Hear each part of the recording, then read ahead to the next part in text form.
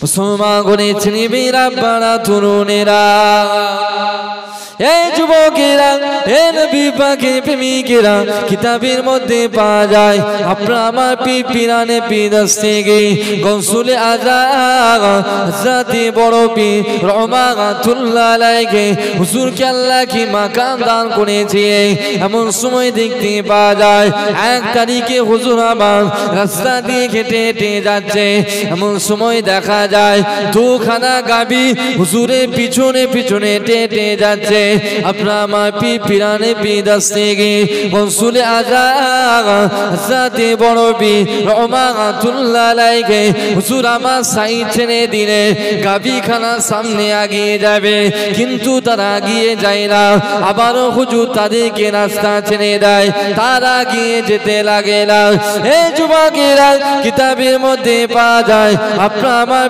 পিরানে পিদাস থেকে গৌসুলে আজম হযরত বড় পীর রহমাতুল্লাহ আলাইহি হুজুর আমার চিন্তা করতে লাগলে আল্লাহ পাক মানুষ হলে তো রাস্তা দিয়ে এগিয়ে যায় যন্ত্র কেন যায় না মানুষ তো এগিয়ে যায় যন্ত্র কেন যায় না এমন সময় দেখা যায় হুজুরের কথা বলার সঙ্গে সঙ্গে ওই জঙ্গলে পশু গাভীদের আমার আল্লাহ পাক জবানখানা খুলে দিয়েছিলেন জঙ্গলের পশুগুলো গাভীগুলো বলতে লাগে হযরত পিরানে পীর হযরত দস্তগীর রহমাতুল্লাহ আলাইহি আল্লাহ পাক নাকে আমাদের পিছনে পিছনে যাবার জন্য আল্লাহ পাঠায় না আল্লাহ পাক নাকে জামানার জন্য আল্লাহ পাক ওলিদের মাকাম বানিয়ে দিয়েছে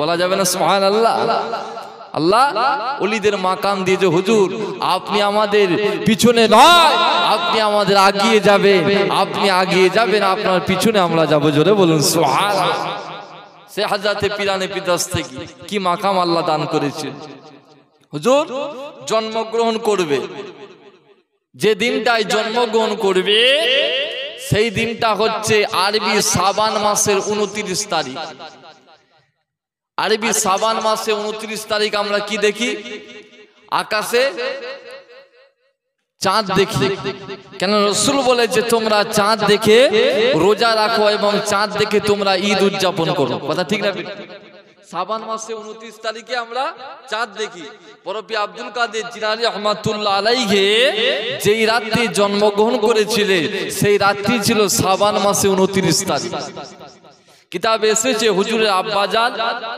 তিনি ছিলেন একজন জ্ঞানী পণ্ডিত মানুষ হযরত আবু সালেহ মুসা জাঙ্গির রহমাতুল্লাহ আলাইহি হুজুরের আম্মাজান উম্মুল খায়র ফাতেমা তাবকা তাবা এত বড় আল্লাহর ওলি মাকাম দান করেছিলেন একটা ফল খাওয়ার জন্য 12 বছর গোলামি করেছিলেন জোরে বলুন সুবহানাল্লাহ হুজুরের আব্বাজান এমন সময় দেখা যায় যে রাত্রে হুজুর দুনিয়ার জমিনে আসলেন ওই রাত্রিতে আকাশে মেঘ এত পরিমাণ মেঘ বৃষ্টি হয় চাঁদ দেখা যায় না গোটা এলাকার মানুষরা চিন্তিত হয়ে গেল কি ব্যাপার চাঁদ তো দেখা যায় না আমরা রোজা রাখবো না ভেঙে ফেলবো এই চিন্তায় চিন্তিত হয়ে গেল এমন সময় দেখা যায়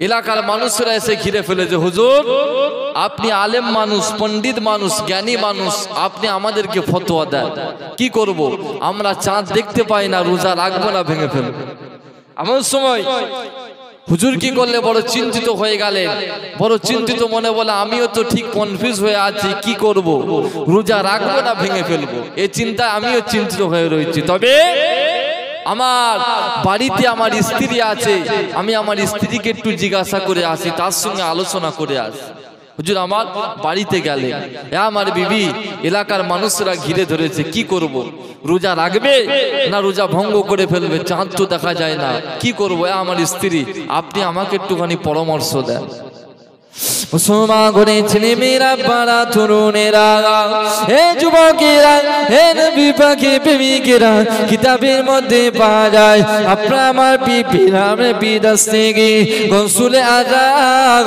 হযরত বড় পীর রহমাতুল্লাহ আলাইহি হুজুরে আম্মা যা বলেছিলেন আমার স্বামী শুনে কেরা আজকে দিনে এলাকার মানুষেরা রোজা রাখবে কি ভঙ্গ করবে এটা বলতে পারবো না এটা আমি বলতে পারবো না, তবে আমার পুত্র আব্দুল কাদের দুনিয়ার জমিনে ভূমিষ্ঠ হওয়ার পর থেকে এখনো পর্যন্ত এক বিন্দু পরিমাণ আমার স্তন থেকে দুধ পান করে না। হে যুবকেরা, হে নবী পাকের প্রেমিকেরা, হযরত আব্দুল কাদের জিলানী রহমাতুল্লাহ আলাইহি হুজুরে আব্বা জান বলে, আমার স্ত্রী স্বপ্নের মধ্যে আমি দেখেছিলাম আল্লাহ পাক যেন আমার বাড়িতে একটা চাঁদ এনে দিয়েছে। অবশ্যই আমার আব্দুল কাদের যখন দুধ পান করে না, অবশ্যই আজকে দিনটাকে আল্লাহ পাক রমজান মাস করে দিয়েছে। জোরে বলা যাবে না সুবহানাল্লাহ? অবশ্যই আজকের দিনটা রমজান মাস। কিতাবে এসেছে সারা দিন অতিবাহিত হয়ে গেল, হুজুর একবারও মায়ের স্তনের মুখ দিয়ে দুধ পান করে না। যখন মাগরিবের আজান খানা হয়, হুজুর আজানের পরে তিনি যেন ইফতার করা শুরু করেছিল। জোরে বলুন সুবহানাল্লাহ। সেই ওলিদের মাকা হযরত বরফি আব্দুল কাদের জিলানী রহমাতুল্লাহ আলাইহি কি নিয়ামত আল্লাহ দান করেছিল। আজকে আপনি আমি দুনিয়ার জমিনে ওলি মাননেওয়ালা মানুষ, পৃথিবীর জমিনে আজ বহু ধরনের মানুষ আছে, এরা অনেক কথা বলে আল্লাহর ওলি বান্দাদের মেনে কি হবে, আল্লাহর ওলি বান্দা মাহবুব বান্দাদের মেনে কি লাভ হবে। আরে বোকা, আল্লাহর ওলি বান্দা মাহবুব বান্দা যারা হয়ে যায়, এদের সোহবতে গেলে আল্লাহ মরা অন্তরকে আল্লাহ জীবিত করে দেয়। জোরে বলুন সুবহানাল্লাহ। মরা অন্তরকে আল্লাহ জীবিত করে দেয়। সোহবত, সোহবত এমন একটা জিনিস যে সোহবত যদি আপনি আমি পেয়ে যাই, আপনার আমার অন্তরটা যদি মরাও থাকে, আল্লাহ পাক রব্বুল আলামিন সোহবতের বদৌলতে মরা অন্তরকে আল্লাহ জীবিত করে দিবে। জোরে বলুন সুবহানাল্লাহ। সেই ওলি মানতে হবে। হযরতে বড় পীর আব্দুল কাদের জিলানী রহমাতুল্লাহ আলাইহি হুজুরকে আল্লাহ কি মাকাম দান করেছিল। ছোট্টবেলায় আব্বাজান বাচ্চাকে নিয়ে গেলেন মক্তবের মধ্যে পড়াশোনা করার জন্য। মক্তবের মধ্যে নিয়ে গেলেন, হুজুর কি করছে, হুজুরকে পড়া শিখাচ্ছে। আরবি অক্ষর যখন পড়া শিখাচ্ছে, হযরত হুজুর আমি কি করে চুপ করে আছে, বারবার বলছে চুপ করে আছে, বারবার পড়তে বলা হচ্ছে, হুজুর আমার চুপ করে আছে। এমন সময় দেখা যায় হুজুর কেবলাকে যখন বারবার বলা হচ্ছে চুপ করে আছে, ধমক দিয়ে যখন উস্তাদ বললে বাবা পড়ো, পড়ার সঙ্গে সঙ্গে বিসমিল্লাহির রহমানির রহিম থেকে শুরু করে একটানা 18 পারা আল্লাহর কোরআনকে শুনিয়ে দিয়েছিল। জোরে বলুন সুবহানাল্লাহ। কত পারা? 18 পারা আল্লাহর কোরআনকে শুনিয়েছিল। কত বড় মাকাম আর আল্লাহ ওলি বান্দা, চিন্তা করে। এমন সময় গোটা এলাকার মানুষরা চিন্তিত হয়ে গেল, কি ব্যাপার, এ কার বাচ্চা যার তীক্ষ্ণ বুদ্ধি এই ছোটবেলা থেকে আল্লাহ পাকের কালামুল্লাহ কোরআন শরীফ তেলাওয়াত করে। ছোট্টবেলায় বাচ্চারা তো এখন আরবি শেখা শুরু করবে, সেই বাচ্চা আজকে এত সুন্দর আল্লাহর কালামুল্লাহ তেলাওয়াত করে। এমন সময়তে বলার সঙ্গে সঙ্গে বলেছিলেন, বাবা তুমি কার বাচ্চা? বলে আমি হলাম আবু সালে মুসা জাঙ্গির বাচ্চা। এমন সময়তে হুজুরকে ডাকা হলো। ডাকার পরে যে জিজ্ঞাসা করে, হুজুর আজকে আপনার ছেলে এমন মৌজিজা দেখিয়েছে, এমন কারামাত অলৌকিক দেখিয়েছে যেটা আজ পর্যন্ত কেউ পারে না। কি? আপনার বাচ্চা একটানা আল্লাহ পাকের কোরআন 18 পারা মুখস্থ শুনিয়ে দিয়েছে। জোরে বলুন সুবহানাল্লাহ। 18 পারা মুখস্থ শুনিয়ে দিয়েছে। হুজুর যখন বাচ্চাকে জিজ্ঞাসা করে, আব্দুল কাদের কি ব্যাপার বাবা, তুমি কোরআন কেমন করে শিখলে, কোরআন কেমন করে শিখলে? মুসলমান গনে ছেলে মেয়েরা বানা তরুণেরা, হে যুবকেরা, হে নবী পাকের প্রেমিকেরা, আপনারা আমার পিরানে বিদাসেগে গোসলে আজাগ হযরত বড় পীর রহমাতুল্লাহ আলাইহি শিশু জবানে জবাব দিতে লাগে, আব্বা জান আমার আম্মা জান যখন আমাকে কোলে নিয়ে আল্লাহ পাকের কালামুল্লাহ তিলাওয়াত করত, আমি তো আমার আম্মা জানে কোলের মধ্যে শুয়ে শুয়ে আল্লাহ পাকের কালামুল্লাহ শুনতাম। এরকম ভাবে শুনতে শুনতে, এরকম ভাবে শুনতে শুনতে আল্লাহ পাকের কোরআন আমার জানার বদৌলতে 18 পারা মুখস্থ হয়ে গিয়েছে। আব্বা জান আমাকে যখনই তিলাওয়াত করতে বলা হয় আল্লাহ পাকের কোরআন আমি 18 পারা মুখস্থ শুনিয়ে দিতে পারি। একটা না 18 পারা মুখস্থ শুনিয়ে দিতে পারি।